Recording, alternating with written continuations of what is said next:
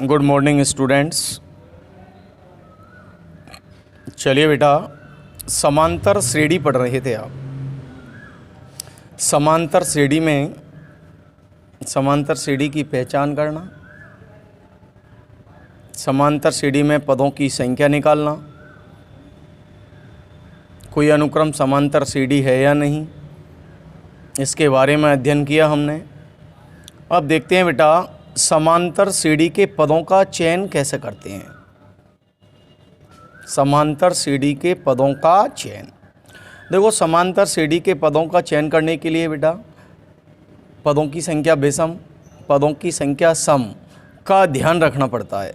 पदों की संख्या सम और पदों की संख्या विषम का क्या रखते हैं अपन ध्यान समांतर श्रेणी में। ठीक है, देखो सबसे पहले देखते हैं, मैं आपको बता देता हूँ। और यदि बेटा पदों की संख्या विषम है, यदि पदों की संख्या क्या है विषम, तो जो समांतर श्रेणी होगी तो उसके पदों के बीच का जो सार्वंतर है वो क्या आएगा बेटा, ओनली डी आएगा। सार्वंतर का मान क्या आएगा, डी। यदि पदों की संख्या क्या आती है विषम, जैसे 3, 5, 7 ऐसा अगर होता है, ठीक है, तो इस ऐसी श्रेणी में सार्वंतर का मान सदैव क्या रहेगा बेटा, डी रहेगा। और यदि पदों की संख्या सम आती है, इवन नंबर आती है, तो सार्वंतर का मान क्या रहेगा बेटा, 2D रहेगा। क्या रहेगा, सार्वंतर का मान 2D रहेगा, ध्यान रखें। ऑड नंबर के लिए कॉमन डिफरेंस डी रहेगा और इवन नंबर के लिए कॉमन डिफरेंस 2D रहेगा। ठीक है, जैसे देखते हैं अपन 3 पद लें। यदि पदों की संख्या 3 आती है, 3 संख्याएं समांतर श्रेणी में हैं आपसे कहा जाए, तो आप चयन करोगे ए माइनस डी और ए प्लस डी। 3 है तो यहाँ जो सार्वंतर का मान है वो आपको केवल क्या रखना है, डी। आप चेक कर लो, भले आप इस टर्म में आप चेक करोगे, ये A1, ये A2, ये A3।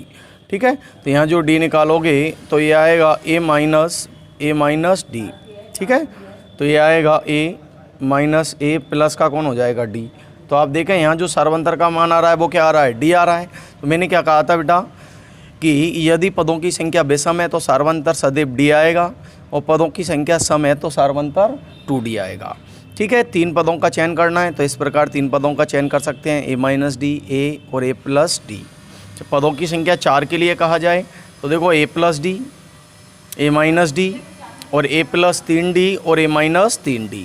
ठीक है, इस तरीके से आप 4 पदों का चयन कर सकते हो समांतर श्रेणी में। यदि 5 पूछा जाए 5 के लिए, तो पहला पद मान के चलो ए माइनस 2D, ए माइनस डी, ए प्लस डी और ए प्लस 2D। तो यहाँ देखें आप, यहाँ भी सार्वंतर का मान क्या आएगा, ओनली डी आएगा। क्या आएगा, सार्वंतर का मान ओनली डी आएगा। ठीक है, 6 पद अगर कहा जाए तो 6 आपका देखो इधर इवन नंबर है 6, तो यहाँ जो कॉमन डिफरेंस रहेगा वो 2D का होगा। ए माइनस 5D आ गया, ए माइनस 3D, ए माइनस डी और ए प्लस डी, ए प्लस 3D, ए प्लस 5D। इस प्रकार सार्वंतर को ध्यान में रखते हुए, ठीक है, टर्म आप कुछ भी लिख सकते हैं, सार्वंतर का ध्यान रखना जरूरी है। ठीक है, सम के लिए 2D लेना है और विषम के लिए ओनली डी। अपन देखते हैं क्वेश्चन नंबर 10 है आपका 5.2 का। 4 संख्याएं समांतर श्रेणी में हैं और यदि इनका योग 50 तथा सबसे बड़ी संख्या सबसे छोटी संख्या की 4 गुनी है तो संख्याएं ज्ञात कीजिए। तो देखो अपन मान लेते हैं, माना 4 संख्याएं निम्न हैं समांतर श्रेणी में। तो देखो 4 का चयन कर रहे हो, ये आपका 4 आपका क्या है, सम है। 2D का रखना है कॉमन डिफरेंस, तो ए माइनस 3D पहली ले ली, दूसरी ए माइनस डी ले ली, तीसरी ए प्लस डी ले ली और चौथी ए प्लस 3D ले ली। तो देखें ये तो सबसे छोटी है और बेटा ये आपकी सबसे बड़ी है। ठीक है, देखो सबसे पहले लिख रहा है क्योंकि इनका योग 50, योग का मतलब जोड़, यानी सभी संख्याओं को जोड़ो आप। ए माइनस 3D प्लस ए माइनस डी प्लस ए प्लस डी प्लस ए प्लस 3D बराबर कितना, 50। तो देखो इधर ए माइनस 3D प्लस ए माइनस डी, खोल दिया ब्रैकेट, ए प्लस डी, बेटा ए प्लस 3D बराबर कितने, 50।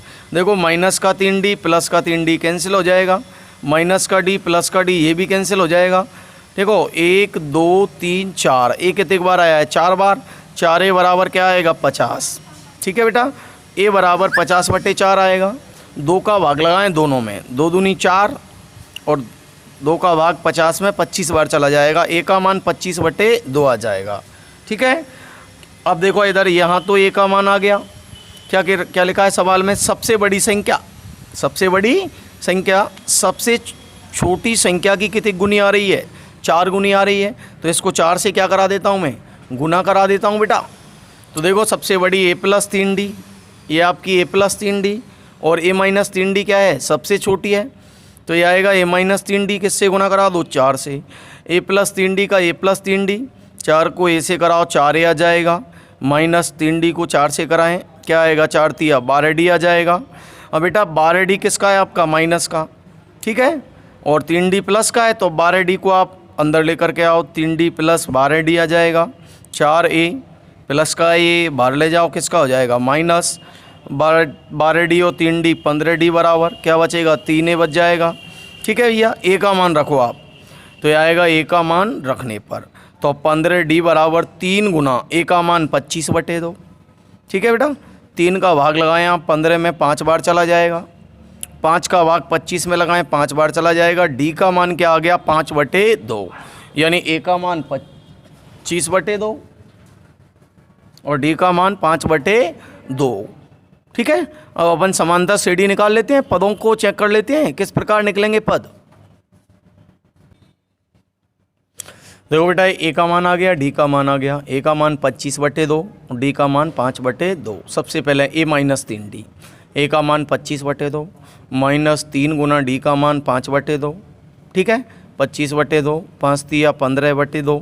अब देखो हर का मान समान है, 25 में से कितना घटा दो बेटा? 15, कितना बचेगा? 10/2, कितना आएगा? 5, यानी पहली संख्या आ गई आपकी 5। अगला a-d, 25/2 -5/2, कितना बचेगा? हर का मान समान है, 20/2, कितना आएगा? 10। तो दूसरी संख्या कितनी आ गई? 10। a+d, 25/2 + 5/2, हर का मान समान है, 25 और 5 30/2 आ जाएगा, 30 का आधा क्या आएगा? 15 आ जाएगा, यानी तीसरी संख्या 15 आ गई।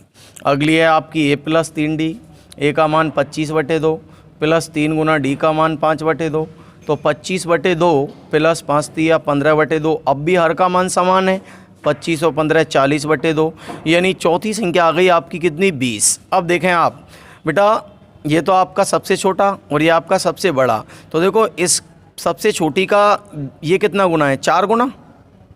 ठीक है, योग भी देख लो इनका कितना आ रहा है, 20 और 15 35 और 10 45 और 5 50। ठीक है, इस तरीके से अब अपन चारों संख्याएं निकाल सकते हैं जो समांतर श्रेणी में हो, जिनका योग कितना हो बेटा? 50। ठीक है।